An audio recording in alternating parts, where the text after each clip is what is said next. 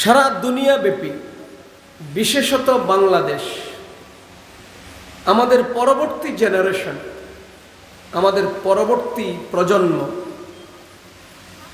কেমন যেন এক ভয়ঙ্কর ভবিষ্যতের দিকে অগ্রসর হচ্ছে। আমাদের সন্তানগুলো আগের চেয়ে অনেক বেশি উচ্ছৃঙ্খল হয়ে যাচ্ছে। আমাদের সন্তানগুলো আগের চেয়ে অনেক বেশি বেয়াদব হয়ে যাচ্ছে। আমাদের সন্তানগুলো আগের চেয়ে অনেক বেশি খরচ করার জন্য পাগল হয়ে যাচ্ছে, দুনিয়ামুখী হচ্ছে, দিন বিমুখ হচ্ছে, অসামাজিক হচ্ছে, মুরব্বীদের সাথে লিয়াজু অথবা শ্রদ্ধার সম্পর্ক বিনষ্ট হচ্ছে। বলা চলে এক কঠিন ভবিষ্যৎ প্রজন্ম আমরা জন্ম দিচ্ছি আমাদের সামাজিকভাবে। এজন্য আমার আজকের আলোচনার বিষয় হলো, আমাদের সন্তানরা দিন দিন উল্টা পথের পথিক হচ্ছে কেন? তাদের প্রতি আমাদের কোনো জিম্মাদারি আছে কিনা? সন্তানের প্রতি মা বাবার কোনো দায়িত্ব আছে কিনা? আপনি দেখবেন অনেক মা বাবা আলেমদের কাছে গিয়ে, বক্তার কাছে গিয়ে দুঃখের সাথে বলে, হুজুর সন্তানের আচরণে অতিষ্ঠ, একটু যদি মা বাবার হক নিয়ে কথা বলতেন।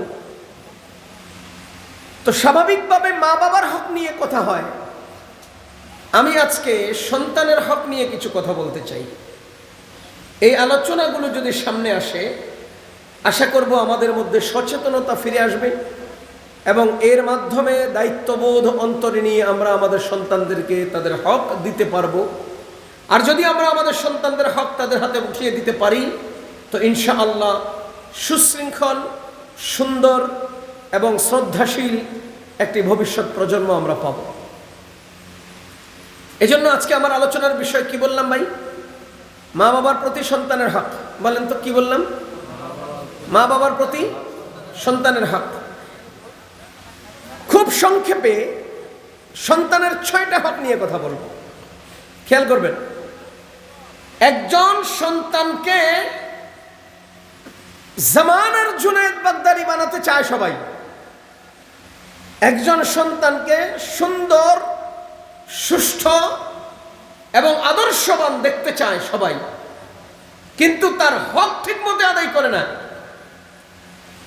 সুতরাং আজকের সংক্ষিপ্ত কথা হলো, একজন সন্তান তার মা বাবার কাছে 6টি হক রাখেন। কয়টি হক? 1 নাম্বার, ইখতিয়ারুল উম্মাহাত, অর্থাৎ সন্তানের জন্য মা নির্বাচন করা। সন্তান এখনো দুনিয়াতে আসে নাই, সন্তানটা সন্তান হয়ে দুনিয়াতে আসবে।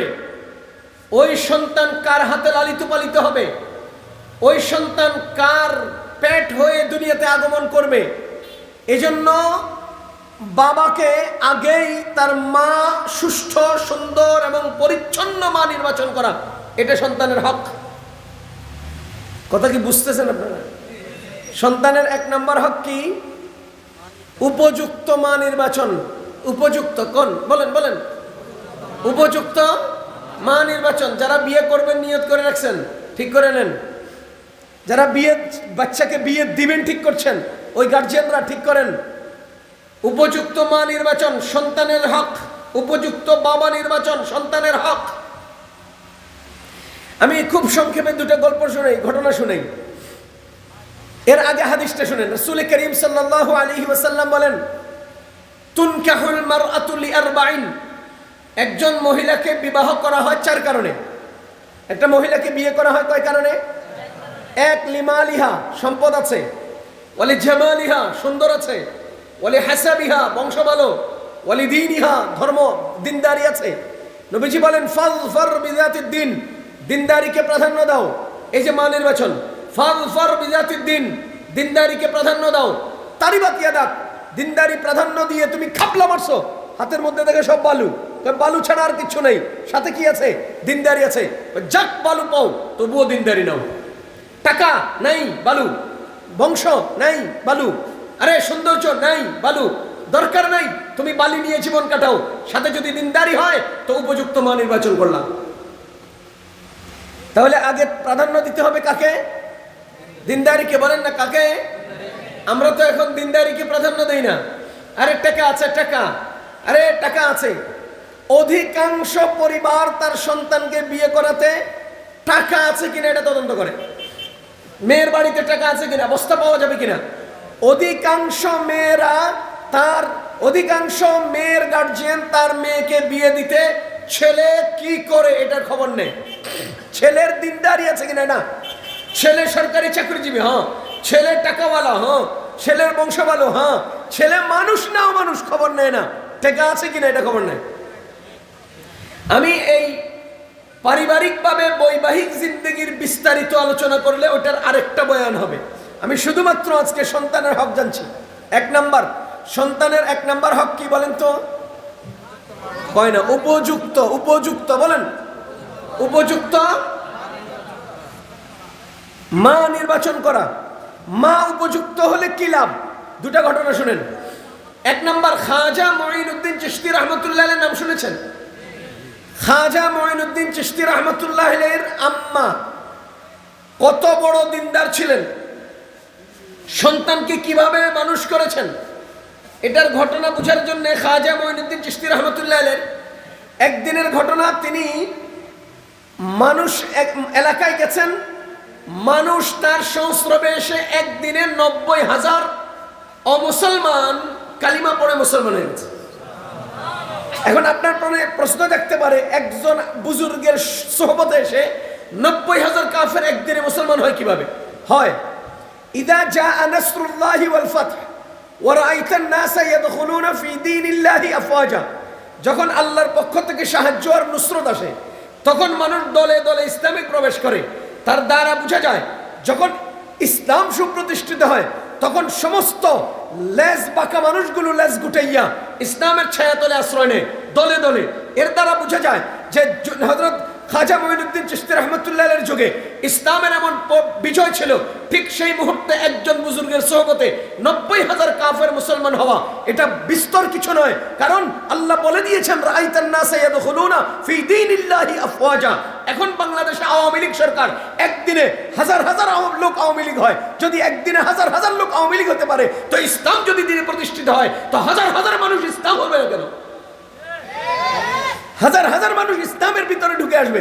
তো খাজা মঈনুদ্দিন চিশতি রহমতুল্লাহ আলাইহির অধীনে একদিনে 90,000 কাফের মুসলমান হয়েছে। তো খাজা মঈনুদ্দিন চিশতি রহমতুল্লাহ আলাইহি তার মাকে বিয়ে বলেন, মা আপনার ছেলের কাছে তো 90,000 কাফের মুসলমান হয়ে গেছে। একটা মজার খবর, দামি খবর, খুশির খবর। মা কোনো প্রকারের আশ্চর্যান্বিত কোনো ভাব দেখালেন না, শুধু বললেন, বাবা তোমার আজকের এই সফলতার পিছনে পূর্ণ অবদান আমার।